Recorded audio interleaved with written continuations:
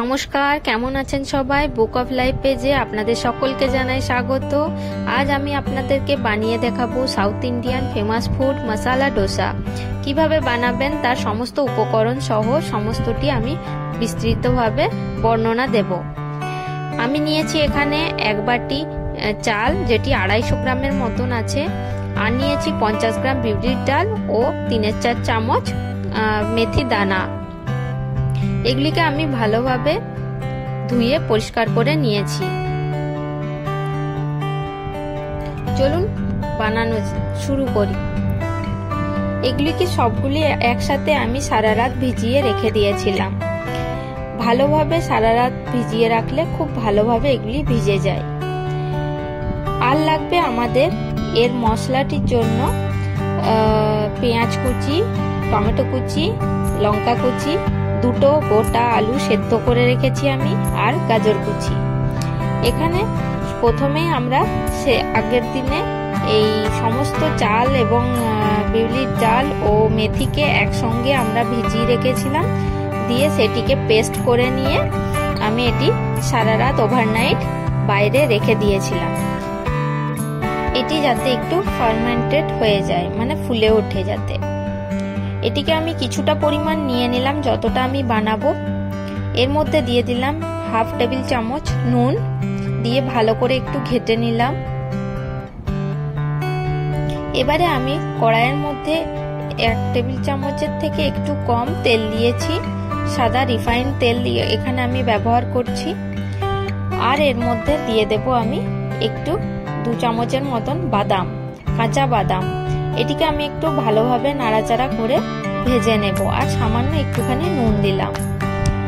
এগুলিকে ভেজে তুলে নিয়েছি। এবার ওই তেলের মধ্যেই আমি আরো একটু তেল অ্যাড করে দেব।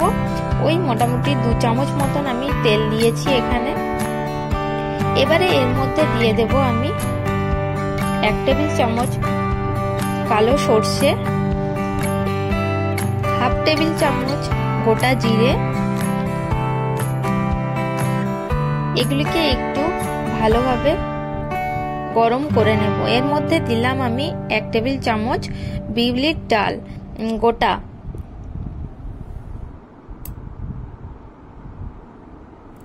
এই সমস্তগুলিকে ভালোভাবে ভেজে নেব একটু।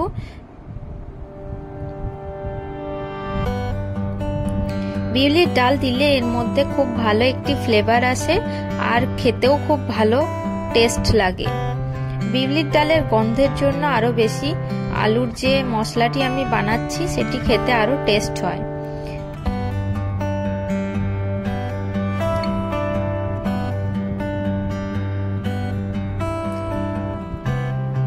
এখানে সর্ষেগুলো অনেকটাই ফুটছিল, তাই আমি হাত একটু খুন্তি দিয়ে আড়াল করছিলাম। আপনারা চাইলে একটি প্লেটকে ঢাকা দিয়ে দিতে পারেন। এর মধ্যে দিয়ে দিলাম 1 টেবিল চামচ কারি পাতা, লঙ্কা কুচি কেটে রেখেছিলাম, লঙ্কা কুচি, পেঁয়াজ কুচি। এইগুলি দিয়ে ভালোভাবে একটু নাড়াচাড়া করব পেঁয়াজটিকে দিয়ে।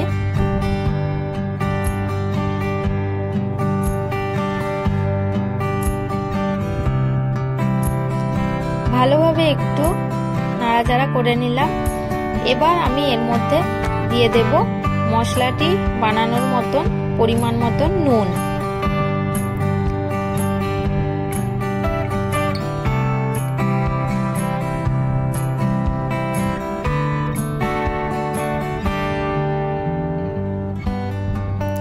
নুনটিকে দিয়ে ভালোভাবে আরেকটু নাড়াচাড়া করে নেব। নেওয়ার পর ভালোভাবে একটু পেঁয়াজটিকে নরম হওয়ার জন্য অপেক্ষা করব।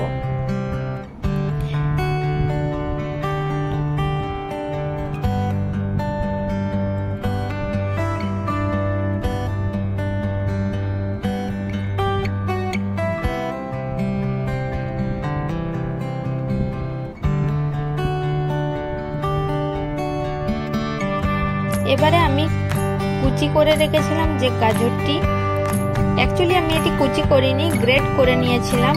বড় যে গর্তটি থাকে গ্রেটারের, সেই গ্রেটারের মাধ্যমে আমি এটিকে গ্রেট করে নিয়েছিলাম। আর দিয়ে দিলাম আমি টমেটো কুচি। ভালোভাবে এগুলিকে আরো একবার নাড়াচাড়া করে নেব।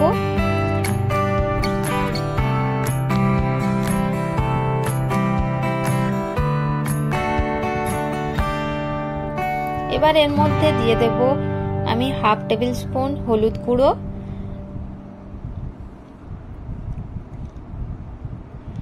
আর দেব এখানে হাফ টেবিল চামচ কাশ্মীরি লঙ্কার গুঁড়ো।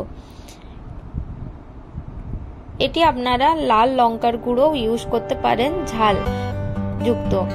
আমি এখানে যেহেতু কাঁচা লঙ্কা দিয়েছি দুটো, তাই আর আমি ঝাল লঙ্কার গুঁড়ো দিলাম না।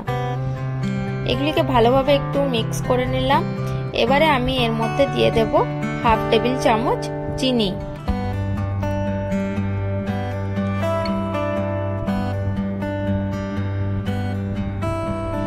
তারপর এগুলিকে একটু ভালোভাবে ভেজে নেব যতক্ষণ না হলুদের গন্ধটা চলে যায় ততক্ষণ পর্যন্ত।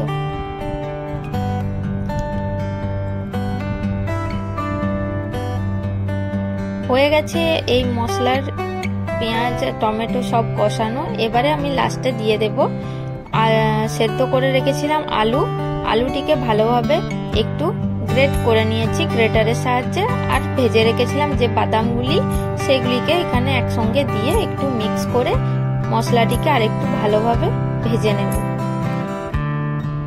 রেডি হয়ে গেছে ধোসার মশলা। এবারে আমি তাওয়াটিতে ভালোভাবে তেল লাগিয়ে নেব যাতে তাওয়াটি লেগে না যায়। তাওয়াটিতে লাগানো হয়ে গেছে তেল। এবার একটু ঠান্ডা জলের ছিটাস দিয়ে ভালোভাবে একটু কাপড় দিয়ে মুছে নিলাম যাতে ঠান্ডা গরম ব্যালেন্সটি ঠিক থাকে। এবারে এর মধ্যে 2 চামচ ব্যাটারটিকে দিয়ে দিলাম, চালের ব্যাটারটিকে দিয়ে ভালোভাবে রাউন্ড করে মিলে দিলাম। এটি আপনারা চাইলে সকালের ব্রেকফাস্টে অথবা রাত্রের ডিনারে খেয়ে দেখতে পারেন। এটি খেতে সত্যি খুব সুস্বাদু লাগে এবং এটি হেলদিও থাকে, খুব বেশি অয়েলি থাকে না। এর মধ্যে দিয়ে দিলাম 1 চামচ তেল। এটি বানাতে বেশিক্ষণ সময় লাগবে না, চটজলদি তৈরি হয়ে যায়। এখানে আমি 1 চামচের মতো আলুর যে মশলাটি রেডি করে রেখেছিলাম সেটিকে ভালো করে দিয়ে একটু মিলে দিলাম। চলুন, এটি প্রায় রেডি হয়েই গেছে। আপনাদের এই রেসিপিটি কেমন লাগলো অবশ্যই আমাকে কমেন্ট করে জানাবেন। ভিডিওর কোনো অংশ যদি ভালো লেগে থাকে অবশ্যই আমার চ্যানেলটিকে সাবস্ক্রাইব করবেন আর সঙ্গে থাকা বেল আইকনটি প্রেস করে দেবেন। এইভাবে আমি সমস্ত ধোসাগুলিকে বানিয়ে নেব। আর আমি এর সাথে চাটনি বানিয়েছিলাম, ডালের চাটনি, ছোলার ডালের, সেটি আমি রেসিপিটি এখানে শেয়ার করতে পারিনি। দেখা হবে আপনাদের সাথে পরবর্তী ব্লগে। ভালো থাকবেন, সুস্থ থাকবেন। ধন্যবাদ।